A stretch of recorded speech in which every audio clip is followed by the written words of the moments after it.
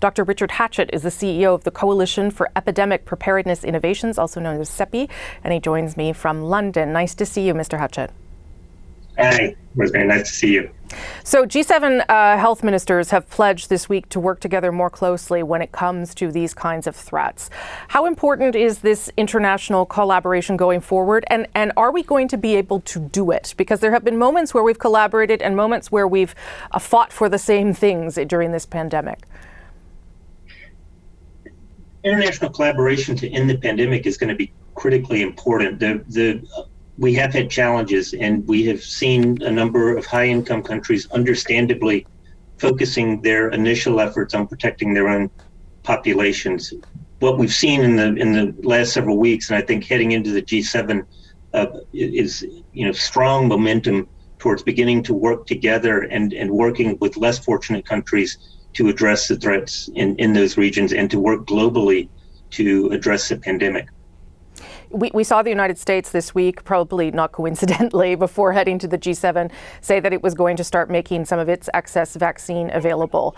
How important, and certainly Boris Johnson told me this last week as well, how important is it, though, for this summit to come out with a solid number of vaccine that it will make available to the rest of the world? Well, a number of countries in the G7 have already made declarations about their commitments to either contributing a specific number of doses or their intent to contribute doses as soon as they possibly can. I think the G7 summit represents a critical, really once-in-a-generation meeting where the G7 is meeting in the midst of a global crisis. And I do think they need to come out with a strong statement in support of multilateral action to help end the pandemic, whether that is a specific number of doses or simply strong statements of commitment to contributing doses, contributing resources to help fund global vaccine efforts. I think that'll play out in the next few days. There have been some bodies, the WHO for one, that has suggested that countries like Canada, for instance, should not be rushing to vaccinate children as they don't fall as ill or get the disease as severely. At the same time as we're seeing, of course, a third waves in India and large parts of Africa. Do you think that is going to be a reasonable conversation for G7 nations to have, or is it one they should be having?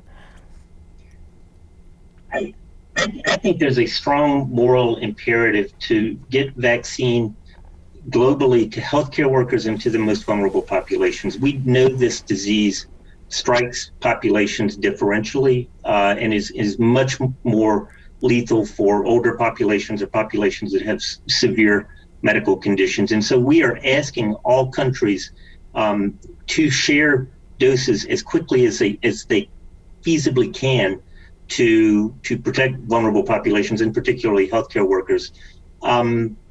Every country has to make that calculation on their own. But we are certainly supporting countries that will stand up and show courage and contribute those doses. What is your position on the vaccine, the patent waiving on vaccines? It seems to be something the U.S. is interested in, but other countries, or the EU, for instance, have said, no, we would rather find a faster way to get vaccine to developing nations. Patents won't solve the problems of development and manufacturing. What is your position on how those aspects might help the world? Well, I think the U.S. in making the announcement that it would support a patent waiver under a TRIPS waiver, essentially under the World Trade Organization, that is an electrifying change of direction from the United States. It sends a critically important signal to the world that business as usual is not good enough. But patent waivers, I think, to the point you were making about the EU and others who have, not been supportive of that, patent waivers are not going to change the availability of vaccine in the near term. They wouldn't change the availability of vaccine, frankly, for a minimum of 12 to 18 months. And there are other steps that we can take now that we must take to increase availability globally much sooner than that. Dr. Hatchett, our G7 countries have already talked about vaccine passports. One of the things our Prime Minister has expressed concern about is equity around that as well, even though, there are countries where you have to have certain vaccinations in order to get entry. Is there going to be, as there seems to be with vaccine, is there going to be also inequity with how we come out of the pandemic and people who are vaccinated being viewed and considered differently by the world just because of that? We've seen inequity throughout the pandemic. I'm sure that we're going to see different countries take different approaches to vaccine passports, to travel restrictions, to even to other kinds of border restrictions. The best thing that we can do as a world to regain control of our lives and to reopen economies, restart trade and travel, is to bring the pandemic under control.